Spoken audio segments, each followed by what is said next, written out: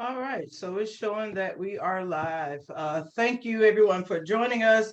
I'm Elise Salisbury, Deputy Director of Sister Reach. Sister Reach is a 501c3 organization.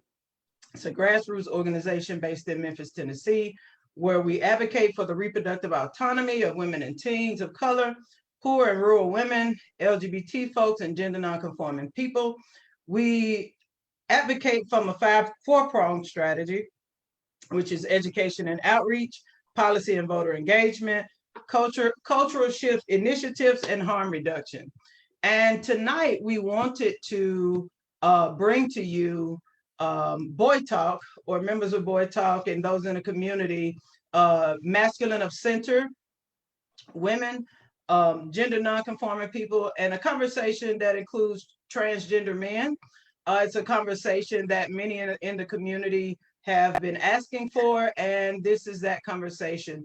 Boy Talk is a program that we have where we meet once a month to discuss issues that are pertinent to our community around relationships, health relationships, domestic violence, protecting ourselves, right? Because our community is also one that stands sometimes in harm's way, or people come after us for just because of how we present. And so tonight we want to have a conversation to give you a deeper look into who we are, to get so you can get to know those of us who are representing ourselves, right, and our community. Though we cannot speak for the entire community, we're here to represent and to have this conversation. So I want to introduce our panel tonight. Augie, thank you so much for joining us. Erica, thank you for joining us. Andy, Gwen. There we have two Gwens on the panel, so I'm going to refer to you as Gwen M and Gwen C, right? And so I'll give you guys a second or so to introduce yourselves to our audience who will be looking. And I want to make a note to say that those that are watching, if you have any questions, please leave them on this conversation on Facebook, and we will answer them either as we go or after our conversation. So we'll start with Gwen C, then Gwen A, Andy, Erica, and then Augie as far as the introductions.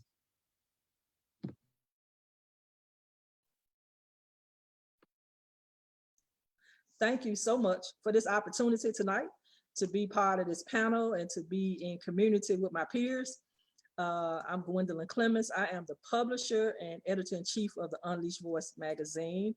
And we are LGBTQ publication, been in existence since 2015.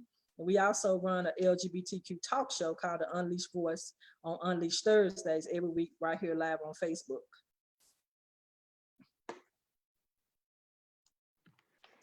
Hi, I'm Gwendolyn M. Gwen Martin. I am a retired school teacher for Shelby County Schools / basketball coach. I've mentored young athletes, student athletes in the community. I recently moved to Washington, D.C., where I'm a native. I lived in Memphis, Tennessee for over 30 years. I'm also a retired member of the Retired Coaches Association there in Memphis, Tennessee. And I also work closely with Tri-State as one of their volunteers, and occasionally Sister Reach when needed. And I am excited to be here with you guys tonight.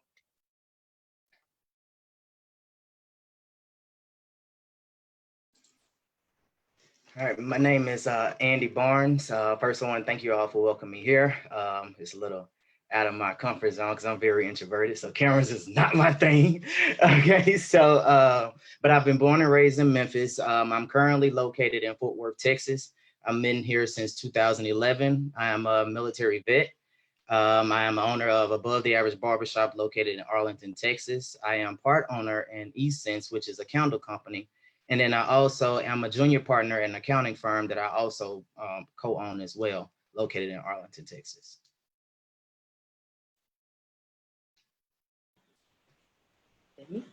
Hey everybody, welcome. Thank you all for tuning in. Thank you all for having me. Again, Erica Warren is my name. I'm a retired special operations firefighter paramedic for the city of Memphis. I know I'm a little young. That's a testimony for another time. I'm the creator of OutLoudScripts.com, a website full of motivational truths and nuggets of inspiration. You can find me on Facebook, Instagram, Twitter, Out Loud Scripts. Also, the community outreach assistant for Boy Talk. So I work alongside E and for education, motivating, and basically bringing the community together for platforms and educating on masculine-centered, gender non-conforming, non-binary, and transgender men.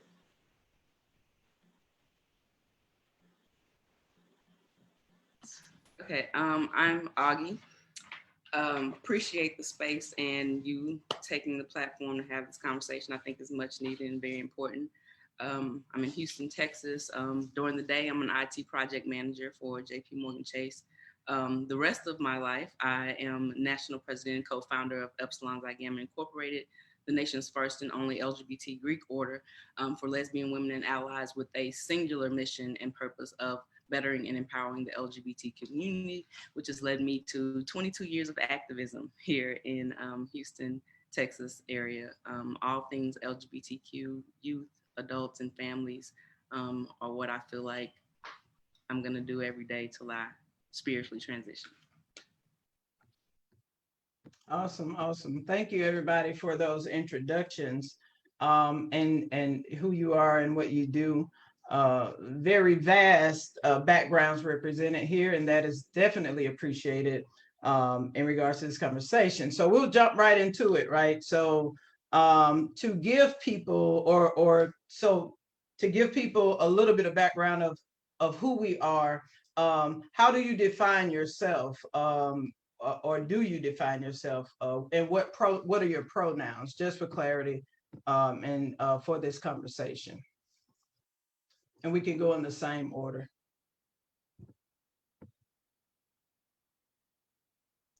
My pronouns are she, her, and hers. And so I am the masculine energy in my house. So, you know, as I got older, I began to understand that I don't have to subscribe to labels and or even, you know, fall in line with that. I'm just me. And, you know, it's kind of like the, sometimes you get a nut, sometimes you don't, like how you want to show up, you know? So I'm really comfortable, like, right? I'm really comfortable in my skin right now and like who I have grown to become. And, you know, and it works for me. So, but I do embrace my masculine energy. That's my dominant energy. And I embrace my feminine energy. I love her too. You know, hey, I love her. So, you know, I thrive in my duality. So it's beautiful. It's a beautiful thing. Awesome. I would classify myself as she, her as well. For many years, I kind of lived in a box. And I'm typically feminine by nature. You can tell by the way I talk and the way I'm made up. But I would say my on the inside of me, if I can explain that, I would say that I'm more dominant. As feminine as I may sound and look, when it comes to my household, I would say that I am certainly more of a dominant nature in many ways, as far as my thinking and how I go about doing things in the house, I would say, if that makes any sense. Absolutely. Absolutely. Thank you. I am a transgender male, so I am all the he's, hims. I am the dominant figure in my household. Yeah, I think that's pretty much it. She, hers, and her. I migrate more to the masculine side. It's just my energy and my mannerism. However, I do get pedicures, get my toes polished. I mean, it's like the like Gwen said, it's like the best of both worlds. You never know, you know. I mean, it's just wonderful to be fluid, but more so masculine. All right. So very, very seldom on tradition, but hey, and I'm from Louisiana, so pardon me with my sayings, but I'm from the dough to the flow, masculine to center. Nothing girly, no nails, no earrings, not gonna do it, not never. And if you see them pictures from college, X amount, like what's that? The pictures from college, what's that mean? I'm like, Kanye, who that? No, I'm masculine of center. That's what I consider myself. In the South, in a couple of venues, after a couple of drinks, they'll say stud, and I'll still answer. But while I embrace my femininity, as it comes in my physical nature, that's where it stops. Gotcha. I'll answer that for myself. I'm masculine of center. I flow in and out of my feminine and masculine energies. I get beat, not physically, but makeup wise when I want to. I'm all boy when I feel like it. So yeah, I'm flexible in the same regard. And so also I want to lift up to those who are becoming familiar with our community that the spectrum of MOC goes from tomboys to transgender men, and there are gender nonconforming folks in the group too. But so I also mentioned that just to make clear that there is no exact way that we have to be. So moving into that, because some of you mentioned being of dominant nature, of the comfort in who you are, the ability to flex in and out of your feminine energy or masculine energy, or being a man, right? Being masculine of center, period. All of those things. So for some of us, there's a process that it takes to get to that point. So let's start with the age that you realized that you were masculine of center. Like how old were you when you knew that something was different about you, right? Like how old were you when you felt like you may be different? And I'll start here, and like I said, we could go in the same order. For me, I had a crush on a girl in kindergarten. Right, so we sitting at the table, right, Andy. We sitting at the table in kindergarten, and I won't call her name because it's a unique name, and if she looking, I want her to know, because yeah, that was about 40 years ago. And I had a crush on the girl that was at the table, so I knew then that I was different.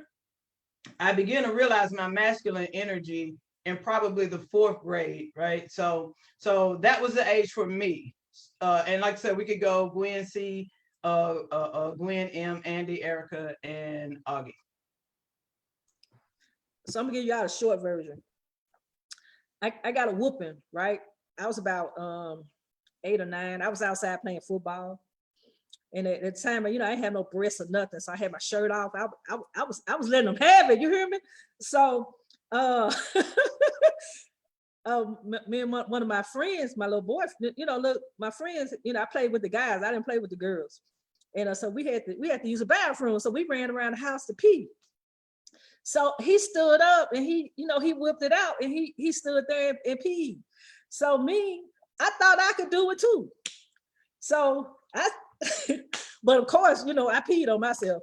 So they laughing at me because I done peed on myself. So I go in the house, and my mama like, well, what happened? So I tell my mama, and she whooped me, right? So I didn't understand that our anatomy was different, or that boys and girls were different, So all of that, that comes from our social construct, being indoctrinated. And my mama, she told me, she said, you're gonna be a dyke.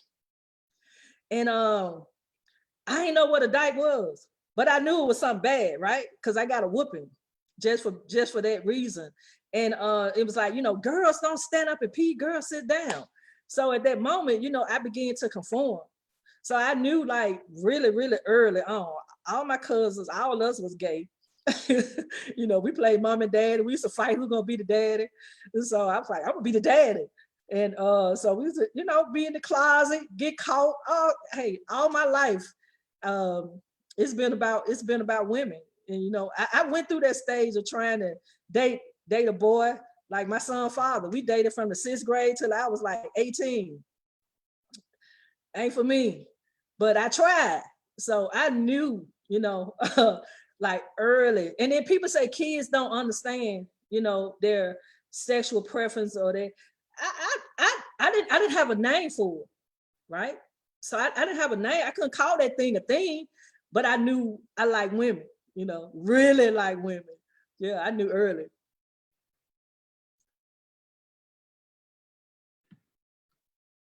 All right.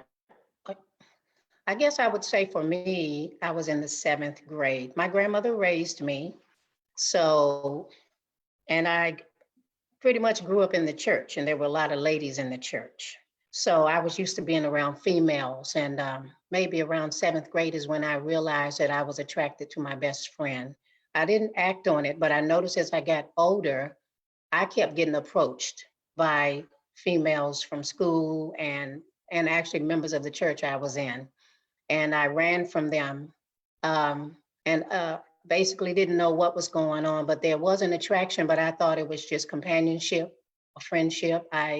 Like Gwen, I did try dating guys, but I was never truly turned on by them, if that makes any sense. I'm sure it does. Holding hands was hard for me. And it's crazy, guys, because I'm very feminine, but I would say that I'm more of a tom girl, because we didn't mention that. So tom girl, I don't know, I have to do some research on that. But being a tom girl, I don't get my nails done or my toes done. I would like to, I guess, but it never mattered to me. So, but I know that I was attracted to females at maybe around my teen years, but like I said, I never truly acted on it, honestly, until I came to Memphis, maybe over 20 years ago. I being around certain people, and it kind of pulled that out of me. I was more comfortable. How about that? Because I was no longer in DC. And I know I'm live, but as I, got away from my family and all, because like I said, I was in church for many, many years. So I was concerned about what they thought about me. Mm-hmm. And when I moved away, I was allowed to be free. Yeah. Yeah. Ooh, mine started probably about daycare. I ain't gonna lie. Because there were these two sisters. One of the sisters owned the daycare center. They were tall. They had like this brown, even toned skin, long curly hair. So I was into that. And then it was like the mama, she was chocolate, very smooth skin. So I was attracted to just the beauty in that. But then when I actually acted on it, I believe I was in kindergarten. I told a girl that I wish I was a boy so I could be a boyfriend. And that I got antagonized for that because she wouldn't have told her friends. And then so that followed me all the way through. We were in the same school from kindergarten through 6th grade. So all years I got into it. So I talked to a boy or something like that just to kind of deter it a little bit, but they weren't having it. So I can say mine pretty much started when I was like right in daycare, 5 years old, somewhere up in there. So yeah, that's what I mean. I would say mine started in kindergarten as well. Always been a tomboy. So what happened, I used to have to wear dresses, and I would hate it because at nap time I would lay down and little boy would always want to look under my dress. I couldn't climb the monkey bars and play on the slides in the playground because I had on a dress. And I always told, if you have on a dress, close your legs, you can't be doing all that. And so that made me hate feminine clothes. Not only that, it was more comfortable when I had my jeans on, my t-shirt. Like I felt comfortable then. So they say about kindergarten, and little girls always was fascinating to me. Like I said, I couldn't describe what the feeling was, but I remember feeling those feelings. So now I can put a label with what I was actually feeling, and that was attraction in kindergarten. First, just let me say, I don't even want to go through all of the things because all of the experiences are so similar and we present very differently. We come here with very different, but I heard something from each one of them. Like, man, happened to me. Man, so me. Oh my God, that was me too. So I'll just say the experiences were very different, were very much the same. The only thing is I am the daughter of a retired CME minister, the first woman in her district to hold the title of CME minister. And so the religious experience of having read that Bible cover to cover 4 times and prayed every night for years in a row, really, really made me say there's no way you can be who you think you are. But I can remember stealing my dad's Playboys and blaming my little brother. I can remember some situations that happened with some probably overage women that probably don't want me to say their names too, because I was the babysitter. Just a lot of things that, and I didn't have a name for it. I didn't have a name for it, and I didn't know what to call it. I just knew that I felt this way with her, that time while I'm chilling with him, it was just nothing. And it made me coin the term scientific lesbian, in the sense that people like, oh, you have no idea that you want to be a lesbian because you've never been with guys. Bruh, did it, done it, not my thing. The science, the chemistry of it happens just with the girl. So that's the science. You can't doubt science, right? So yeah, just an evolution of science. Awesome, awesome. Strong foundation to start from. Strong foundation to start from. So let's talk about something that I heard you mention, Gwen C, about your mother's response, right? I'll say, you know, the first time I heard the word bull dagger, and she might be watching, but we laugh about this to this day. I had lost contact with this person, and the first thing she said to me when we came back, when we, you know, when she found me on Facebook and we start fellowshipping, was, yeah, remember you beat me up in 7th grade. Well, I wasn't a violent person, right?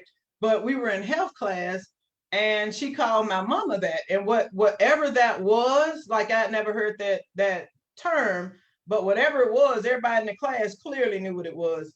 And so from hearing that term bull dagger, and to hear you say the term dyke, like some people, I heard somebody mention that term a couple of weeks ago, maybe last week, and they thought because they had heard it so much that it was an appropriate term, right? But for me, it's inappropriate, right? And so I, in a loving and patient way, explain to them why that term is painful. But say more about that, Gwen C, about how did you feel? Like what happened after that, or how does that term register to you?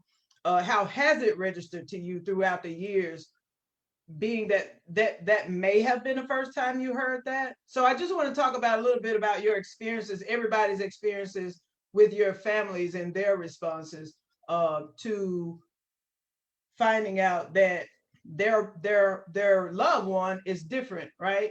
And so yeah, so I'll stop there. Starting again with Gwen C.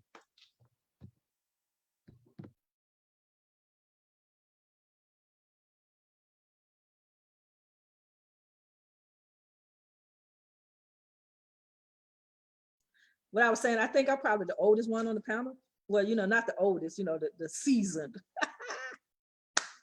So you got to think about the timeline, you know, when this took place.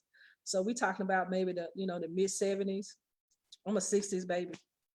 And so there wasn't really a lot of understanding, you know, about homosexuality. And the crazy part about it was that I had a trans sister, right, that was living out loud in the 70s and in the 80s. Like, so it should have been really easy because my sister had already transitioned, living her life. And so here I come, you know, behind, not really knowing, like she said, you don't have a name for it, because they used to call my sister transvestite. So, you know, that's what they called us back then, because they didn't really have a formal names or politically correct names. We didn't have advocacy then. We didn't have nonprofits. We didn't have she, her, and hers. We didn't have none of that. You just fit in where you could get in the community, and then you kind of took them blows, and you had to really have Teflon skin. You had to be able to take it, because I remember when my son came out, and we had this long talk. I said, listen, this is not gonna be easy. you might as well suck it up and get real tough, because people gonna call you names, they're gonna attack you. And it's kind of like being Uncle Cliff in the Pink. We got code 345, no crying in the LGBTQ community. So, you know, I learned like really, really young, at least, how to navigate being a lesbian. It wasn't sexy. It wasn't popular. I came out in high school. So I'm kind of like you, Andy. I got bust out from a friend writing her a love letter. So, and I had a boyfriend. And my mom, she just kind of had her mindset on her daughter getting a husband, being married and fitting in with the family. And I think it was more so like saving face. Like nobody, it was almost like, you don't want that for your child. And I kind of got to feel what my mama felt when I found out my son was gay. I was like, oh my God. So being a parent, because I knew what this walk was gonna be like, you know, it's not popular like it is now. And Right. kids, you know, they come out now, they have it easy. We didn't have it easy. So I wore those names. I wore the dykes. I wore the bulldaggers, you know, I wore all of those labels, and being under that attack, you know, for a long time. But for me, I just made up my mind that I was gonna do it regardless. Mhm. So and the good thing about it that I know now that I didn't know then is that people come around on their own terms. Mhm. I couldn't force people to accept me. And I don't use the word lifestyle. I couldn't force Right. people to accept who I was, because it's not a lifestyle. This is Mhm. who I am. Mhm. I could change my lifestyle. I can't change Right. being a lesbian.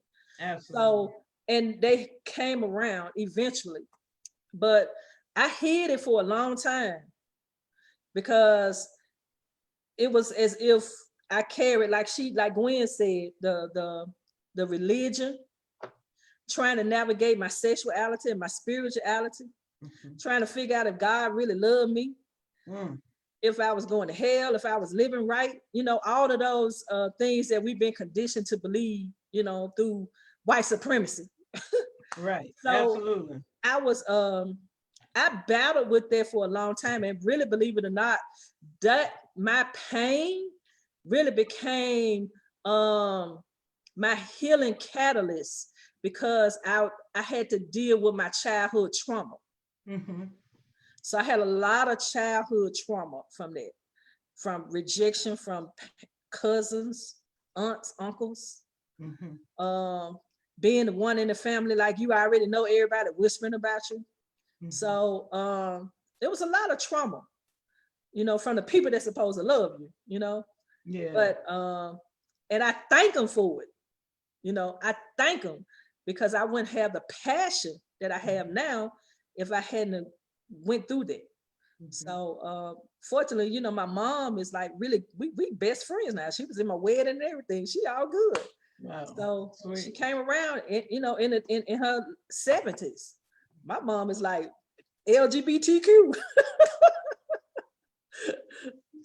because I ain't changing. Mhm. Wow. Gwen M., your family's response, how did they respond to it? I'm gonna say this real quickly, since we're supposed to have fun tonight. I'm a member of Toastmasters.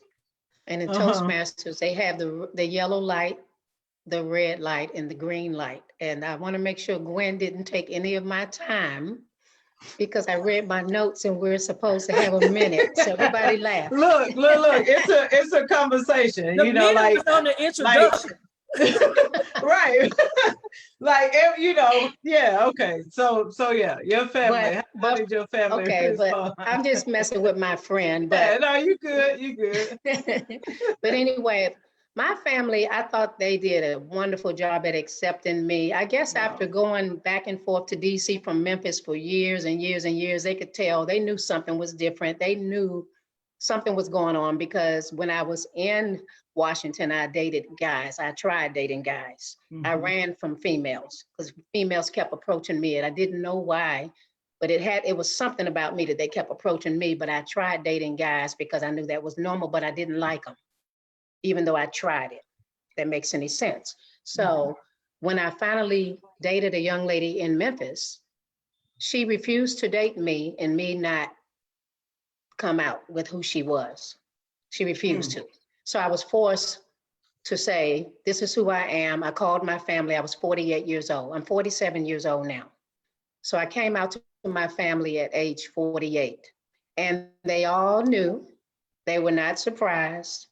They were very supportive. My mom, because I have a sister who's gay, when my sister came out, my mom did not accept it, which was one of the reasons why I was afraid to tell my family, because of how my mom reacted to my sister several years ago. My mom's in a much better place now. So when I did tell my mom, she says, baby, Gwenny is what they call me. If she makes your heart sing, I'm happy for you. All I want is for you to be happy. Oh my gosh, my brothers, everybody. And then when they met Tiffany, everybody, y'all hear me? Here I am. When they met my wife, Tiffany, they fell in love with her. They embraced her and they embraced me. And it's, oh my gosh, just wonderful. I've never been called a bulldagger, had never heard of it until I moved south. They might have used the term in DC. They might have, I'm not sure, but I never heard of it. So as far as I know, I've never been called a bulldagger. I might have, I don't know. But I was very popular when in the family, and most of my family looked up to me because I was behind the pulpit at some point, ministering and teaching Sunday school, you know, all of that. So that's why I was afraid to tell them. But when I did tell them, they accepted me, and it's been wonderful ever since. Awesome, awesome. Andy, how was your experience with your family? Like, Yeah, let's start with the lesbian part first. Gotcha. Let's see. I came out to my mom when I was about 14. She wasn't having this shit, and then she knew that I was like, so her first thing was like, call your grandmama, tell her. Call your grandmama and tell her. So I called my grandma. You know, I went and met her after school or something like that, and I told her all the stuff my mama had said, and she was like, I don't know why your mama acting like that. And my mama didn't like it at all. She didn't like none of the girls I hung out with. Then that means if any of the girls came to the house, she's thinking that's one of the girls, or right. So now it's like I'm only strapped to cousin's house now and meet the girl on the side type thing. So I had to go through that. It was a elephant in a room between 14 to 16 when I got kicked out the house for being gay, and then so I've been on my own since I was 16. And her doing that with it's events that happened earlier on in my life that kind of prepared me for what was happening. I didn't tell her everything that I've done has been pretty much consciously done. So I didn't tell her until I knew that I was ready for whatever it was that was to come, whatever. If it got to the point she kicked me out, I can say who house I want to go to, you know what I mean? Or if I got put out, you know, I had somewhere to go. So between 14 to 16, I got kicked out because of that. I dropped out of school at 10th grade behind that. My dad was in jail when I was 14. He didn't get out when I was 22, so it really didn't matter with him. I'm the sheep on my mom's side. I'm the only one that drink. I'm the only one that smoke. I'm the only one that's gay. I'm the only one that's transgender. So it's like for them, it took them a while, you know, well, actually, I didn't even tell them shit. It was just, hey, I'm here. Say what you want, you know, and I'm back out the door doing what I got to do. My mom didn't come around until I was 18 on my way to the Army. And then she came around and tried to help me get my stuff together then. She was accepting of my wife, but she didn't like my wife for her own reasons. But now we're better. She still calling when I call her now, she gonna say, hey, little girl. So she ain't doing the him shit. Wow. So it's been a hill, but as far as like transgendering, my transition, I haven't had any problems because I didn't have a problem with who or what somebody would have said. Like they came up in periods where it wasn't a thing, you know what I mean? Now is shit. I came up in the era where in Memphis, I had support because I came up when there was Nikita Suave and Enrico was still Anna Cavassier and the daddy. I can't remember the dad's name. And then there was Adagio. So I had the Dupree family too. So I had all them Awesome. as like my background and, you know, being able to come up and be able to be comfortable. But as far as family, that didn't come until years later. Mm. Yeah, for me, I guess I could say I didn't come out to my family like verbally out of my mouth until I was about 17, and that was to my father. I just picked up the phone one day and I told him, I said, "Oh no, what happened?" You still here? Oh, We can hear you. My screen went out, but anyway, I'm just gonna keep talking. Even though I can't see y'all. I came out to him and I said, "Dad, I'm gay." And his response was, "Okay." Like my dad is so cool and laid back, but growing up, my mannerism basically told on me. You know, again, when I was forced to wear feminine clothes, I would cry, kick, and scream. So I've been working my own on my own since I was 14. So when I was old enough to buy my own clothes, of course, you know what kind of style I chose. So you know, it was frowned upon, but it like Andy said, it's like an elephant in the room. You know, nobody talked about it. You know, you knew they were whispering and you knew the family was talking, but they never said anything. But when I told my mom, she said it was a phase. Like, this is a long phase. But yeah, I never lost the support of my family, though. I can say that. They may not have liked it, but you know, they never made me feel other than love. Awesome, awesome. Augie? Okay, so first, again, I'm an activist by nature. Y'all have been doing this for 24 years now. So excuse me when I go on an education moment before I say this. But first things first, men of trans experience and women of trans experience cannot be counted on the spectrum of LGBT because that is not, they have no profession of their sexuality. The act of being transgender and the money and the hormones and the psychiatric, all of that it takes has nothing. It's definitely a different experience. Has Definitely. nothing to do with choosing who you date or who you love. So I want to make sure that we're clear that Sister Reach made sure that we were here representative, but in no way disrespectful to the trans community. Absolutely. Absolutely. You are on our because we understand that the profession of sexuality is still personal. Absolutely. And the other thing is it being easier for LGBTQ youth.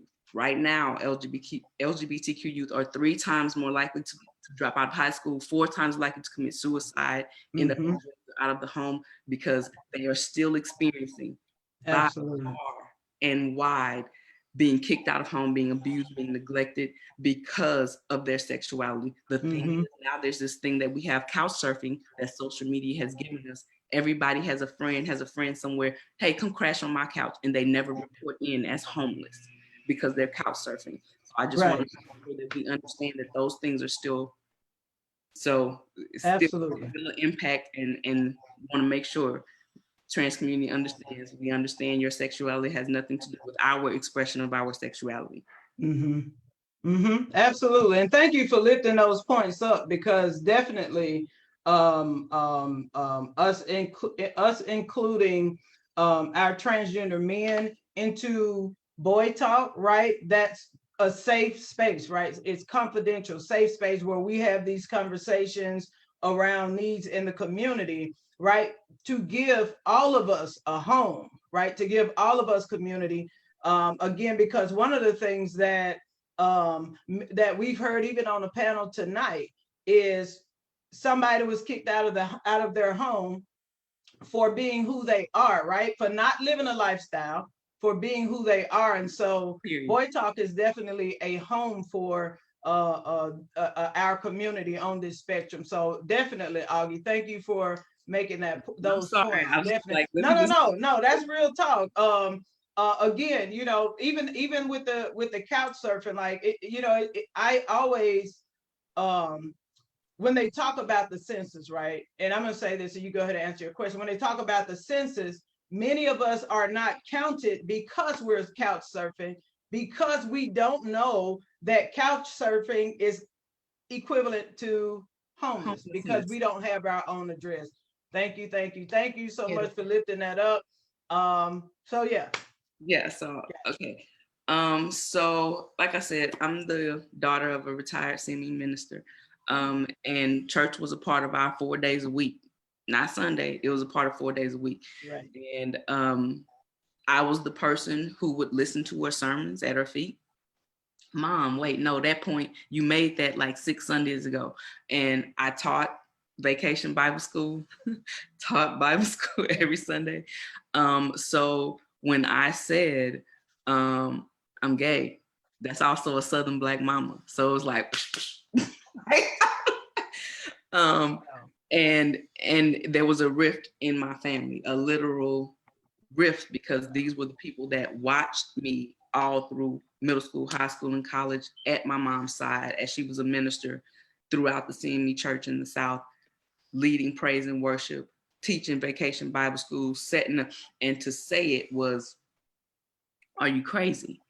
And then to act on it was, and my daughter is 28, I'm 44. I gave birth to my daughter at 16.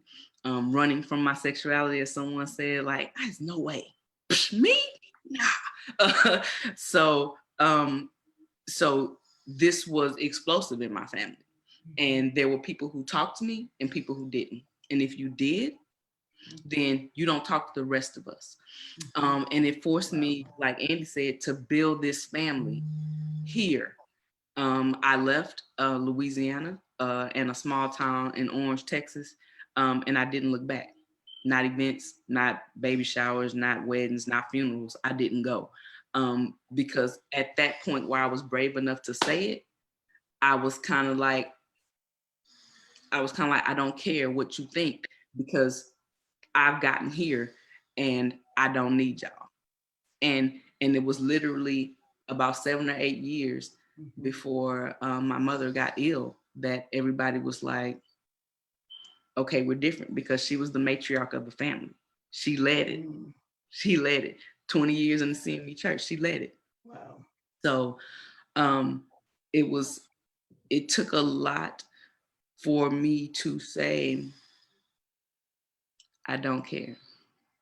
And so their reactions were of shock. What do you mean you don't care? So that's, I don't care. Wow, wow, wow. One of the things that I've heard mentioned several times on by panelists is church religion. And I don't want to spend a lot of time on that, because I don't think we have enough time to deal with the harm, right, that has been caused there. But I do have a question though. How many of you guys have been ministers or are ministers? I'm just curious of that one thing. Or were you completely turned off from it? And yeah, so that's my next question. Like, are you religious or at all? And if you're not, is it because of the harm that was caused by whatever denomination that you were a part of? So that's my question. We going in order? Hey, can I just lift Augie up for a minute? Absolutely, absolutely. Can I lift you up, sister? Can I lift you up? So, I'm ordained. I'm a minister. I'm in ministry. Been in I took my calling been about 7 years ago. But before then, I had walked away from God. I had whatever. I had walked away from God, and it was just really the love of God that kind of brought me back, because I didn't see no place for me in organized religion. And everywhere that I went and everywhere that I tried to go, they sent me to hell. And it was like through our ministry. We have a church here in Memphis, and we've been in existence since 2012. and it was my son and his husband, and they founded our church. And it was through their education, through theology school, getting their doctrine in theology and coming back and teaching us, you know, what those scriptures meant, what they didn't mean, that I wasn't an abomination, you know, just debunking all of that. So that brought me back, because I always knew, you know, I had a connection with God, but I was like, if that's how it is, then, you know, ain't no room for me in here. So let me throw my deuces. So, you know, at the time, it was really funny because me and my wife didn't have a church. You know, we didn't have a church home. So now we do. But what I wanted to say to you, you know, that really touched me, what you said. And it was like, I've listened to TD Jakes, and a lot of people don't like him, but, you know, I like him. And he said this one thing about family and relatives. We don't get to choose our relatives. Yeah. You know, we're related by blood, but we get to choose our family. You know, you can make a family. So, and just because somebody blood related to you doesn't mean that it's going to be the kindred spirit that we want it to be. And sometimes you do have to broker those relationships, and sometimes you do have to sever those relationships, especially if they're toxic. And because I have a brother that I haven't talked to in 7 years. Wow. It is what it is. And I'm not going to talk to him until he apologizes. And so I understand that. I felt you, you know, I felt you, and I felt that, and I wanted to help you kind of like deal with that. Just because I'm related to you don't make you my family. Yeah. Because family support you, family love you, family see your light. Yes. Family gonna be there. You know, family gonna uplift you, and in return, you're gonna return that same thing. But sometimes the most harm comes from the people that we are related to. Absolutely. And then you get to control, and you get to teach people how to treat you. Absolutely. So, and I understand, you know, and I respect that. So I'm spiritual, at least, and I'm religious, and both of them are really important to me. And you know, I know God loved me. God blessing me, even in a pandemic, baby. So talk about like, that. You know, in the words of Bishop Flunder, all that they talk about, I tore all that out of my Bible. You know, like, if they can do it, I can do it. You hear me? Then they reconstruct the Bible. Then absolutely. Then Constantine them do it. If he can do it, I can do it. So all that is irrelevant. You know, like you know, my friend Erica, she put it up all the time. Hey, I'm a reflection of God. Absolutely. Day. You know, when you show up, I am. And then put something behind it, because whatever you put behind it gonna come looking for you. I also, before we go on to the next person, I want to lift up to something that was mentioned earlier, and it's in line with what you're saying, Gwen. The families, and folks call them gay families, right? But we know they are the families that most of us have to create outside of our bloodline, right?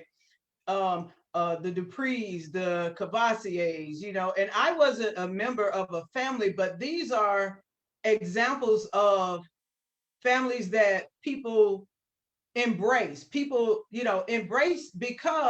a lot of those folks who were a part of the community, we're in the South, right? We're in a Bible Belt, and people had to find communities because, like I said before, many folks were kicked out. So absolutely, you know, I want to lift those names up, and even the ones that escaped my mind because it was so long ago. Probably back in the 90s, early 2000s, when I even heard about the families, right? We were doing that before them. Right. So, it was there, but you know. So you had the AKAs. We had a sorority group. There were guys, all guys. They called themselves AKAs. You had the St. John's. You had the Casanovas. Yeah. Now that's another name I'm familiar with. Casanovas. We had one. It wasn't official. We were called cousins. We had First Family. And still we passed that on. So it was a lot of families in the community. Yeah. And it was just really for taking people in and you know, protecting us. Yeah. You know, they call us the gay gangs. It wasn't the Wow. G codes, but that's how it was when you came in the club. Mhm. You came in and you was a Casa Dimes. Yeah. Yes. You know, Yes. all of them was really big. Mm-hmm. Awesome. Awesome. But for those who constructed those families, thank you. Okay, so Gwen M, I'm sorry, I had to pay homage to the people who created safe spaces for the teens and the kids and even adults in our city, especially who needed safe havens, and they provided them. And there were many of them that they took in to protect. All right. Yes, I definitely agree. I must admit, it wasn't until I watched Pose that I had a great appreciation for families. Wow. I have to admit, I was not familiar with families until I moved to Memphis. Mhm. And I didn't really fully understand. But I'm telling you, I know a lot of like you all named the Duprees and the Cavassiers. I'm friends with several of them, and they're Mhm. wonderful people. But I didn't Absolutely. understand what it was all about. But when I watched Pose, I was like, oh my gosh, now it makes sense, Mhm. But as for me, yes, I've been a minister. I feel like I am. The Bible says we're all able ministers. We all Mhm. are. At Mhm. some point, whether we're behind a pulpit or in a restaurant, it's Absolutely. our job to minister to people. So yes, and I feel like God loves me unconditionally, Mhm. which is why he shed his blood. And to me, the blood washes away all sin. So I eventually got past that. Well, oh my gosh, I'm gay. Does God love me? I think, you go back and forth, especially when you've been in the church, you just go back and forth. I'm wrong, and some relationships you're in, you go, well, I love you, but I can't do this anymore. Just all of that. But at Mhm. some point in my life, I realized God loves me. Yes. There's nowhere in the world Jesus can be who he is and not love me in the state that I am in. Mhm. So I'm real comfortable with my sexuality. Yes, I do still minister, whatever that is, even if it's just about telling people right from wrong, Mhm. even if it's just about being kind. To me, Mhm. that is ministry. Awesome. Awesome. So, and one thing I love about Sister Reach, when I went to the volunteer training, one of the things that stuck with me is when we read the part about no judgment. Right. Absolutely. I will never forget that, that stayed with me because I'm like, how can anybody judge anybody? You Mhm. know what I mean? So that just Mhm. meant so much to me when I read that part about no judgment. And that's how Christ is. Man, Absolutely. man judge people, but Christ is not like that. So I'm Mhm. just so glad that he accepts me for who I am, the minister that I am, the gay minister that I am. Mhm. That's all I have to say. Awesome. Thank you. Well, it's burning up over here because I ain't even want to. It got hot.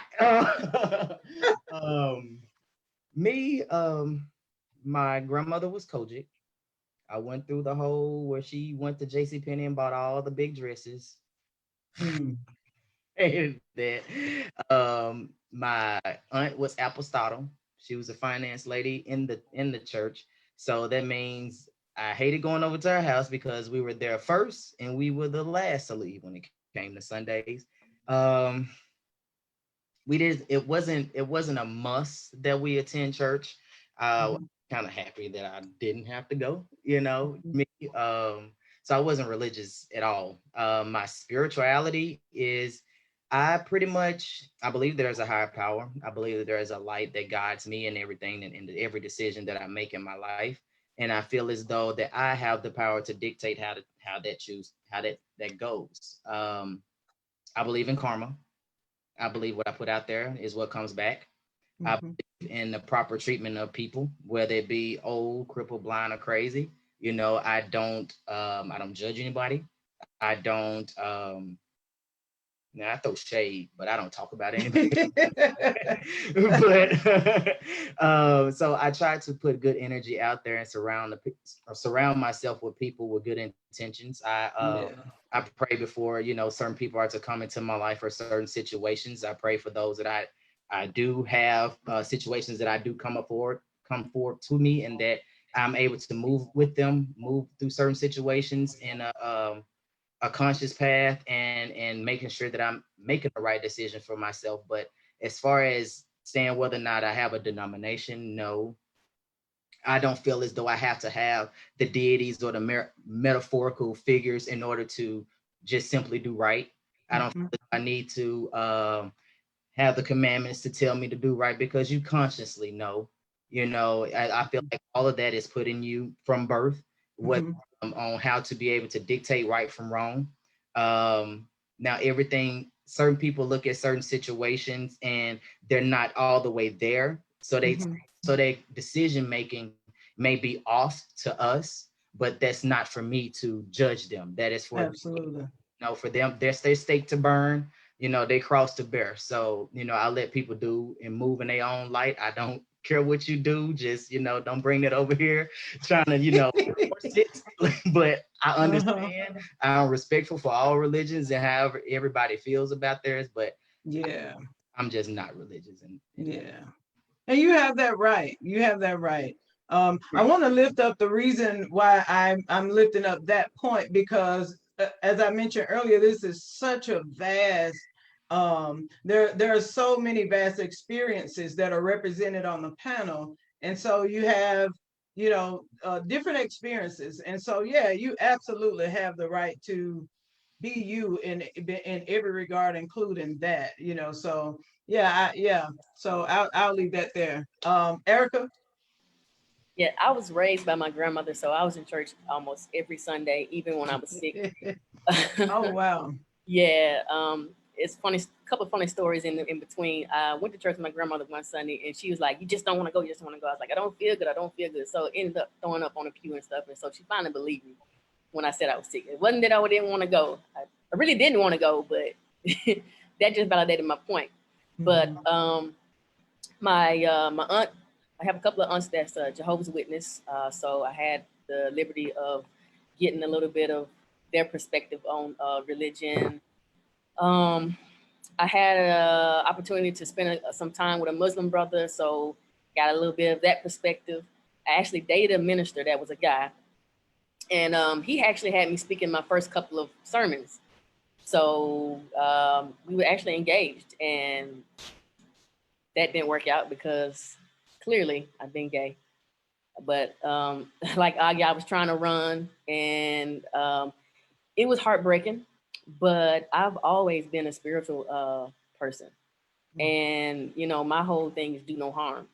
You know, and like Andy said, don't try to push your doctrine on me, because I have a personal relationship with God. You know, I talk to God, but that came with time and disappointment and just banging my head against the wall. So yeah, my spiritual journey has been a long one, and I'm really still trying to figure out the proper way to communicate that to other people, to let them know that it's okay if you have not found, you know, that sweet spot, that non-judgmental leadership as far as spirituality goes. Absolutely. Augie. Okay, so I'm all things my ancestors who walked here before me, who came here before me, who kept this path before me. I do believe in source spirit, but and I do believe, and you can Google it, omnism, that everything has a point. Everything spiritual based has a point. But I'm all about the root, and my ancestors is where I am. I pay homage. I do offerings. I offer libations, and I seek guidance from my ancestors. Awesome. Thank I you would all also for. say, like, you know, we reference God, but God has many faces and descriptions. So that's just what I was raised. But you know, God is God is above all. Mhm. Absolutely. You look, so many experiences. I just started a ministry. I'm a pastor of a virtual ministry, and ironically, it's called Agape Affirming Ministries, and ironically, there are people who reach out who are not Bible believers, right? But because of the vast experiences that come, look, there's no judgment. There's no judgment. Come, let us reason together. If you have a different belief, that's fine. And so let's talk about it. Let's talk about it, and let's agree where we agree, and let's disagree where we disagree. And we still love each other at the end of the day, right? So I want to kind of take this moment to turn the conversation just a little bit, because we could talk about this all night, and we're definitely going to do a part 2 to this. I definitely wanted, like I said earlier, people to be able to grasp the how vast our community is within the LGBT spectrum altogether, right? With the plus, like all of it, it's such a vast experience. I do want to lift up a point around, before I move on, around religion and the idea that homosexuality is a sin. Because I want to lift that up, because having this conversation, there are young people that are going to see this, right? And we have to handle them in a way where all of this is new, because I'm sure they've heard the damaging or damning language about who they are from somewhere, especially those who are in the South. And so I want to be clear on that. And those, have been to seminary school, know. And if you've been to most seminary schools, unless you go to one that teaches what you believe, that homosexuality is not a sin. Don't write me no letters. Don't call my phone, because I'm going to stand on what I say. And so I just wanted to say that, to be clear, to anybody that's watching who have been harmed by that, by the language that was spewed from childhood on up to now. Yeah. Be who you are. Be who you are. I wanted to say that. Just wanted to say that. It was in my spirit to say it. And so moving into a little bit of the misconceptions, right? That people who may look at us in terms of dating, right? So I want to go there to put that spin on this conversation. How has your experience been? I know there are married people on the panel. So as a married person, because I ain't trying to get y'all in trouble. Yeah, I ain't trying to get you in trouble. Don't get yourself in trouble either, by talking about your past. So for the married folks, how is marriage? For the single folk, how is single life? And whatever the experience is, yeah, I want to hear about it. Anybody in any particular order? Well, I'm gonna speak for the single and divorced people. I I've been blessed, so I can say I've always been handsome. So I never had a problem getting a girlfriend or nothing like that. I ended up getting married when I was 21, so that was in 2010, and I started transitioning in my marriage. So therefore, that became a situation because she said she married a girl, and therefore, and it was at that point. I not saying I didn't care about my wife or what she thought. I care more about myself. So when I chose to make that decision was whatever was to come behind that, I was willing to deal with. And that's for any other decision I made in my life. Whatever repercussions, I've set myself up for that because I know there's a consequence to whatever it is that I do. So shortly after we divorced, as far as dating now in the transition form, girl, these folks don't care. Straight indifferent. I get hit on by trans women. I get hit on by trans men. I get hit on by gay men. I get hit on by women. I get hit on by lesbians. So as far as dating a cis woman, I am they're happy as long as nobody else knows.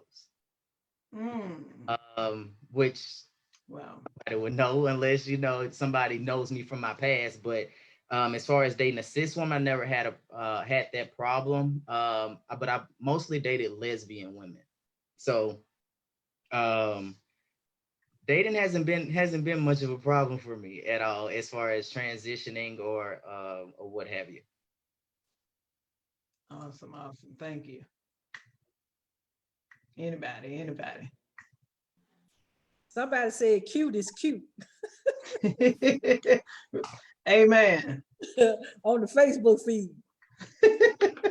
I guess I'll jump in because I think there are things that masculine gender women deal with in dating scenarios that we really accept in the name of, and first, all Black women, all together, no matter where you at, they expect us to have the shoulders of earth. Like this shoulder's earth, this shoulder's earth. And we just got to do it without crying, without breaking down. And if we do break down, we're angry.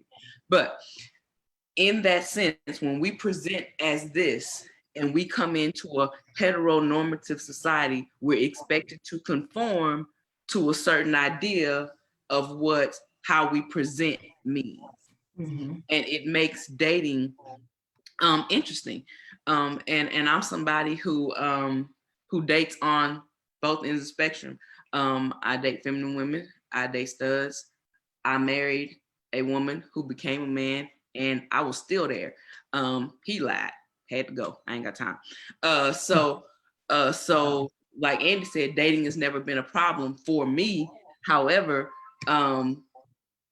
getting people to understand your whole self comes to a relationship, and that is not based on how I dress in the morning. Absolutely. That's not based on how I go to work.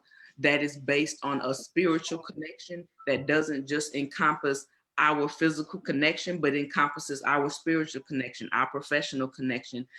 All of that comes to the relationship and battling the idea of heteronormativity. What I'm supposed to do because my voice is deeper. What I'm supposed to do because I can pick up something a little heavier than you. What I'm supposed to do because I wear slack and I don't do heels, makeup, or nails. And there's a scale of judgment that we go down based on. So Absolutely. No nails, and then if you got your nails done, oh, I think this about you since you masculine and you say you got your nails done. Oh wait, you trying to say you masculine and you wear earrings and makeup? Hold on, you're not really. Right. Trying to understand based on labels instead of allowing someone to bring their whole self to a relationship, and that's the part that I find most harming. That we typecast ourselves before we go in. What do two femmes look like? What do two studs look like? What does the stud in the film look like? What does a stud and a trans man look like? What does a feminine trans like? It's mind-boggling confusion because I can just say me. Absolutely. I want to piggyback our Aggie. So I think that, what we had like a real systematic breakdown, like on human sexuality. And, this is not like a conversation you would have every day. You would have the conversation we have with people that's involved kind of with advocacy work. Really kind of educated and understand, what the binary mean and the gender spectrum. And I think that's where our work becomes important when we take it mainstream, kind of like this conversation that we having tonight. Absolutely. People that's listening to us, don't get lost in translation. Yes. And I think for our community for so long, we have patterned ourselves, Aggie, after heteronormative relationships, because those are the dominant examples presented to us, through psychology, media, man and woman. So when you get into a relationship, people always want to say, well, who the man?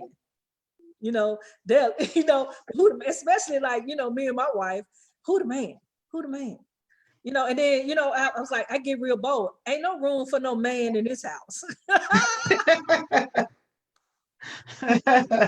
You break that stereotype down because people understanding of gender roles and then playing them. I played it, I played it for a long time because I had a choice.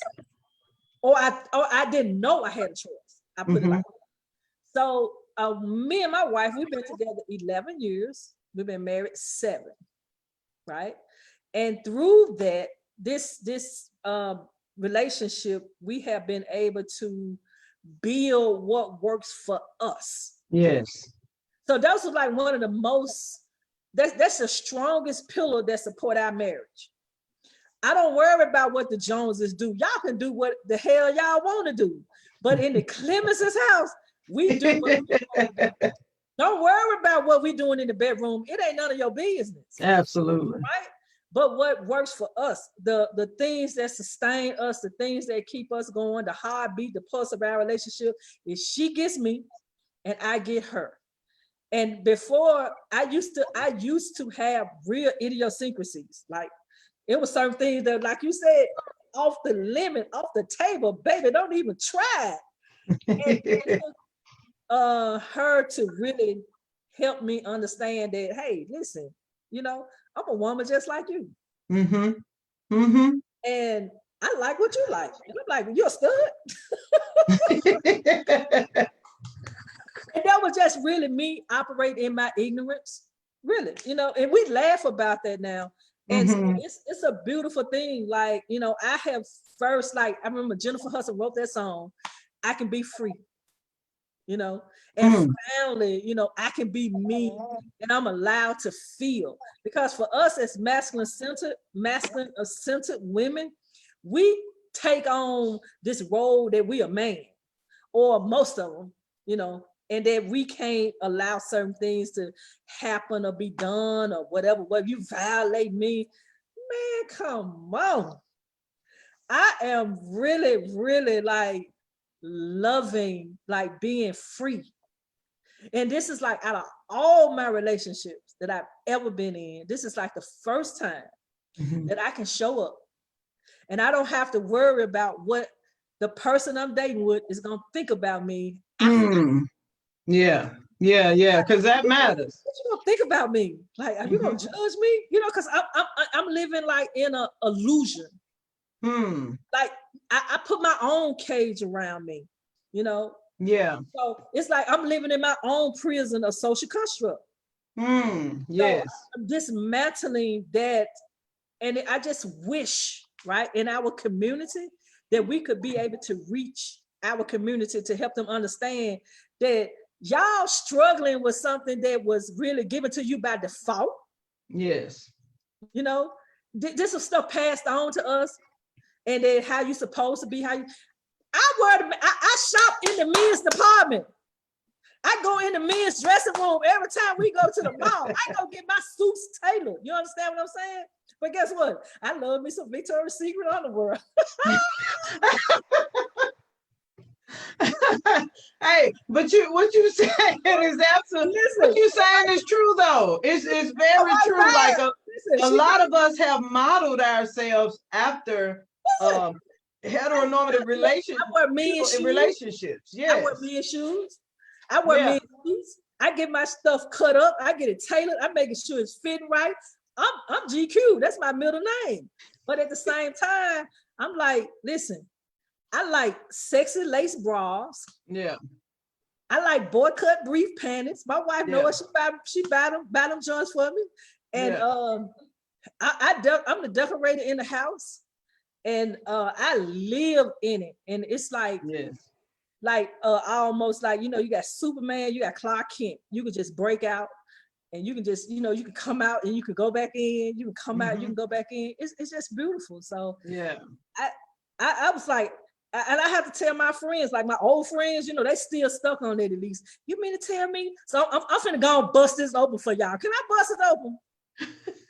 I'm scared, but bust it open. I can bust it open at least. So my friends go like, you mean to tell me you and your wife, y'all have, you let her penetrate you? Man, depending on how I feel. Hey, we grown folks. Listen, what? Depend on how I feel. And I ain't laying with no man. Right? So that was like my whole thing. It was like a man thing, like a man. Like I'm Yeah. a man. I'm not laying with no man. Mm-hmm. I lay with a woman. And guess what? If we feel like it goes down up in here. That's what we do. That is You so know what, healthy. Gwen? I'm That telling is you, so that's healthy. absolutely because again, so Give a many. damn what y'all think out there on Facebook. I said, Well, look, let me tell you, like the thing is, that part of the conversation is healthy because on a serious tip, like it's funny to hear you say it, but on a serious tip, like you probably just freed a whole lot of people because we do pick up the habits, right, of what we've seen from our childhood, as far as relationships are, and many of the examples that your masculine of center folks, and or even in some instances, gender nonconforming folks and transgender men, like a lot of us only see a toxic version of what masculinity is or what we think it is. And I'm glad you said that because I asked the question about the misconceptions about us, this panel, how we I'm just present. laughing because the comments on Facebook. Look, I ain't even look. I'm not looking down. I am not looking down. Busted up. Look, I didn't look down back at my phone on purpose, but I'm so glad you mentioned those things because they are constructs, right? Even if it's in the individual's minds, Right. that we have got to tear down in our community, because there's enough people trying to bind us, right? Bind us where we can't be free, where we can't openly express who we are, where we can't be with our mates and enjoy intimate moments with our mates, or who we choose to be with, right? And so, yeah, thank you. So, Thank you. like, Thank you. what Now, you gonna bust it wide open? No, I'm through. I'm through talking, but I have to say this, and I'm through talking. Okay. Renee Taylor, who is a gender nonconforming, transgender, gender nonconforming, had to educate me. She said, "Okay, Gwen, let me help you out." She said, "Your sexuality is who you show up as. Mm-hmm. Your sexual preference is who you go to bed with." Mm-hmm. Mm-hmm. And those two are two totally different things. It's two different things. And so a lot of people don't understand that. Like who I show up as, I'm a masculine woman, but who I go to bed with, I got a wife. Mm-hmm. And you know what? At the end of the day, for me, I show up as me, right? Whatever is all encompassing of me, that's who I'm gonna show up as. And it for me personally, it took me a long time just to be comfortable, right, with who I am, because I've had some of the same experiences here on the panel. So who hasn't answered that question? Who hasn't? Well, I want to piggyback on what Gwen said. And congratulations on number 7. You don't make it 7 years in a relationship, a strong relationship, by being timid. And I love my wife, and we'll have 7 years next year. Wow. But I love it because she says, I just look this way, but I'm all woman. Mm-hmm. So, and I love the fact that she lets me be me. And if you can find somebody who, is not going to judge you or look at your side eye because that's what you prefer, then, you got a winner, along with some more stuff too. But absolutely, you got to be able to be comfortable with what you like. And hey, that's what's going to get you there. That's what makes marriages happy. Yes, absolutely. You're out there and you sitting down and you're like, well, I don't know who I am, whether you're feminine of center or masculine of center. Mm-hmm. Please, all of us are of a certain age in here. Listen to this wisdom. Pause. #stop. Until you know what you want, who you want, how you want. You heard Gwen describe what her home life is, how she goes to bed. Think about that when you're engaging in a relationship, not the hashtags you want, not the relationship goes based off somebody else meme that you want.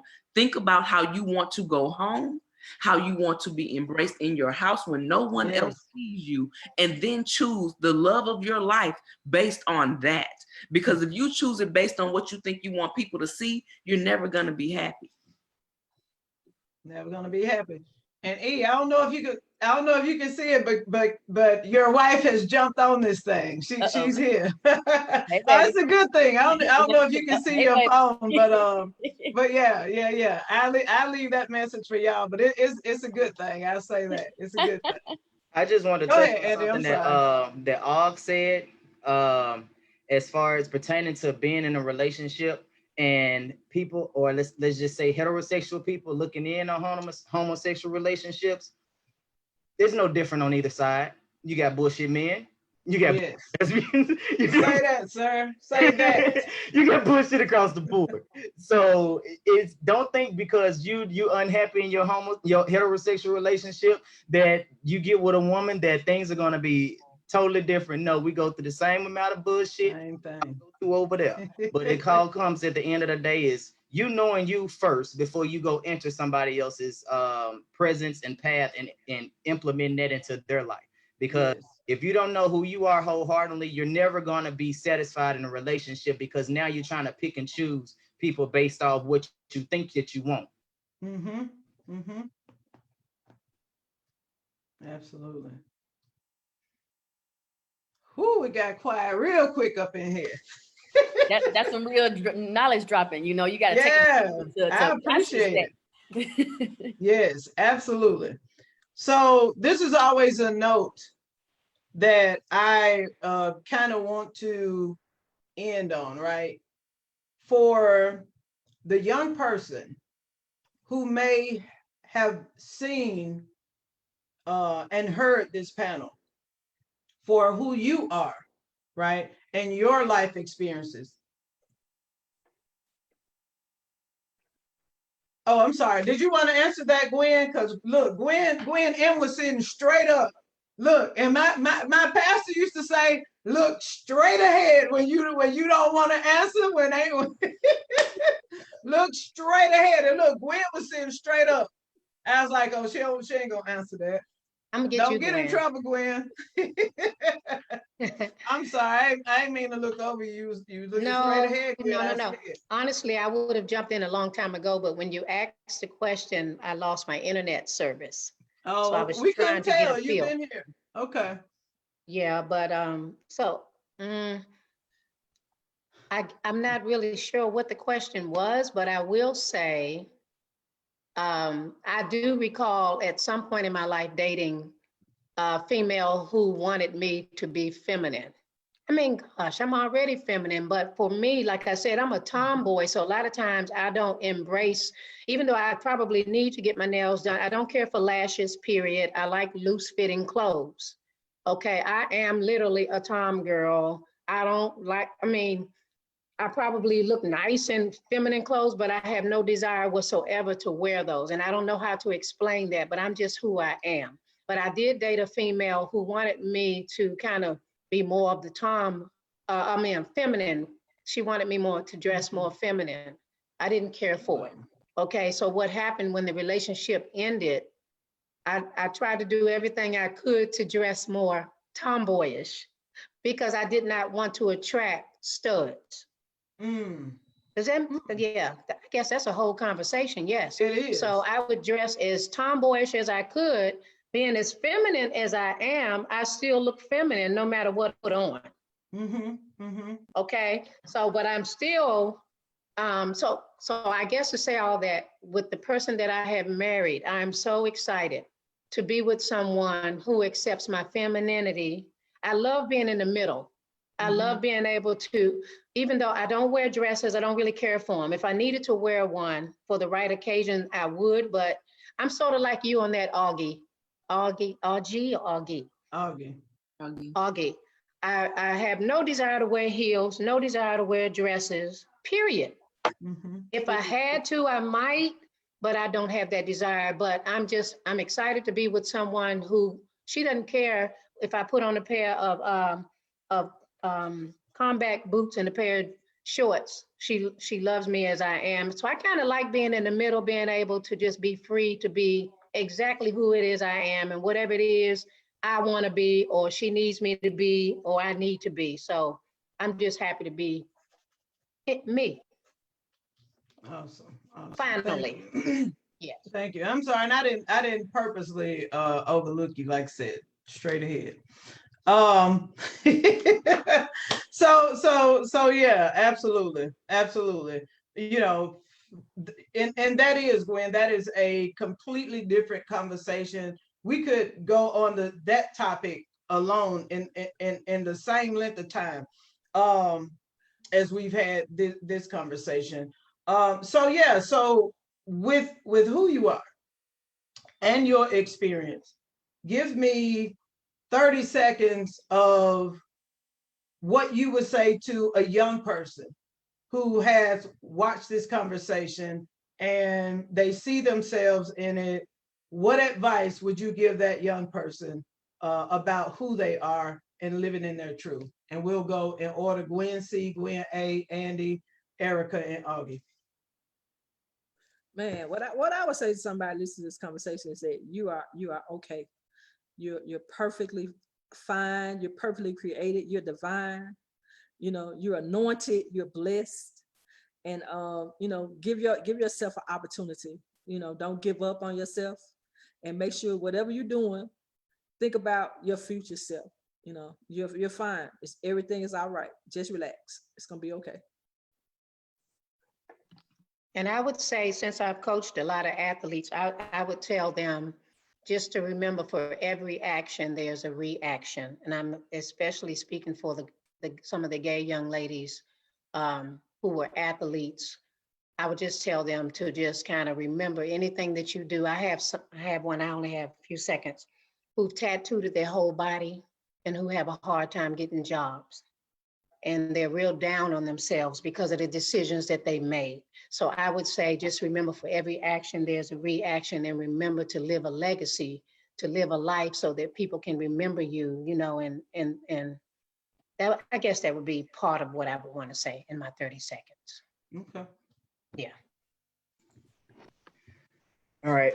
They kind of touched on how to be free of who you are, but I'm gonna show you how to be free in a workplace. Okay.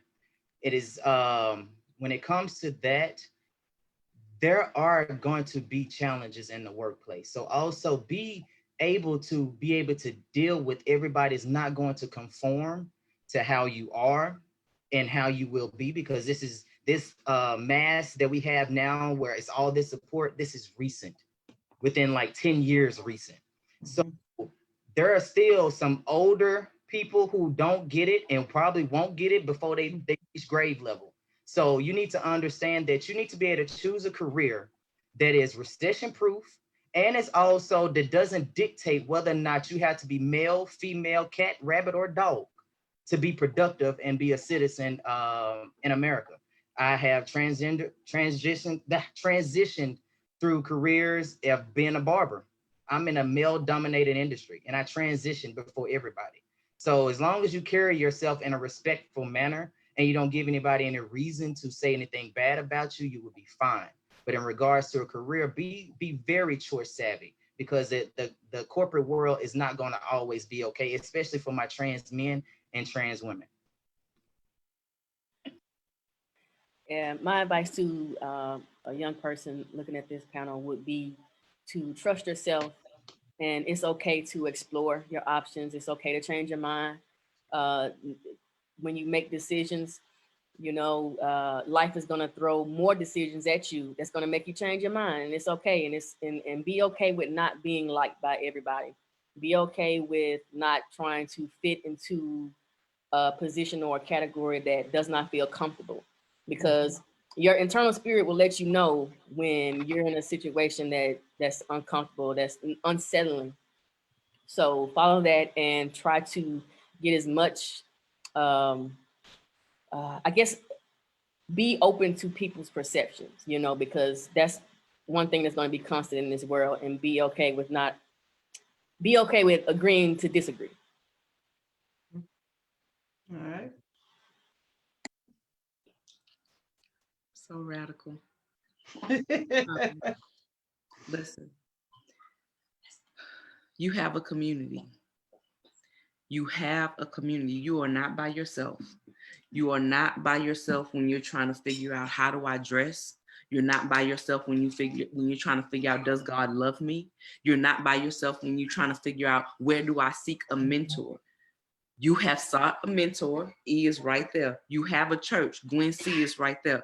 Stop thinking you're by yourself. I can't remember what Erica said she did, but it was social media based. It was driven by your algorithm. Stop feeling alone.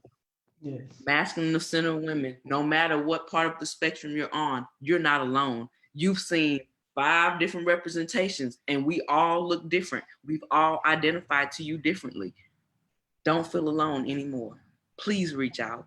Please say, I need a mentor. Please say, I need help, because we're telling you we're here to help you. We're telling you, go like Sister Reach, go like Boy Talk, go find it. Go find Gwen C's church, go find it and find the community that is for you, because that's what we're trying to build here. Something for us, by us, presented to you from us, from our heart. So you don't need to go outside of us anymore. Amazing. Thank you all so much. And now in, excuse me, my spiel on this note, I want to thank the Pastor Gucci's of the world, of our cities, who create all of those who create not just inclusive, but affirming spaces. I was motivated through Pastor Darnell Gooch here in Memphis, Tennessee. From, even though it was from a distance, I was motivated to do the online ministry, because it is a need in our community to not just be included as an usher, as a deacon, but to be affirmed, right? To be accepted, fully accepted, so that we don't have to bring pieces of us into any space, that we can bring all of us into every space. Lastly, and I hope I'll say this. I think someone mentioned it earlier in the comments, the space that was provided by Terrell. I won't say his last name, but Terrell, who created a space where we could go and party as young people. It was a safe haven for folks in this city, and other folks around the states, right? Because there was somebody that we knew who they were. They were famous people that we could come into Terrell's space that he has created and be safe and enjoy ourselves and make it home in one piece. My last note, to live, right? To live. To the young people who are watching us, you've heard the stories, the different stories, to folks our ages, to folks who are older. Live and enjoy your life. Walk in your truth. I promise you, the moment you decide to, you will not regret it. So once again, from Sister Reach, from the folks at Boy Talk, we appreciate our CEO, Sharice Scott, for giving us this space, for allowing us this platform to introduce ourselves to the world and who we are, and to shoot down the misconceptions that people have about masculine of center folks, gender nonconforming folks, any misconception they've had about transgender men. Hey, be you, enjoy your life. For those who are looking for Boy Talk, you can enter it in a search engine. The group will come up, and you can be in on the conversations that we have that are pertinent. You can ask whatever questions you want. And so again, thank you so much for joining us, panelists. Thank you so much for joining us, viewers. We appreciate your presence. We appreciate your support. Those who support Sister Reach, thank you and good night.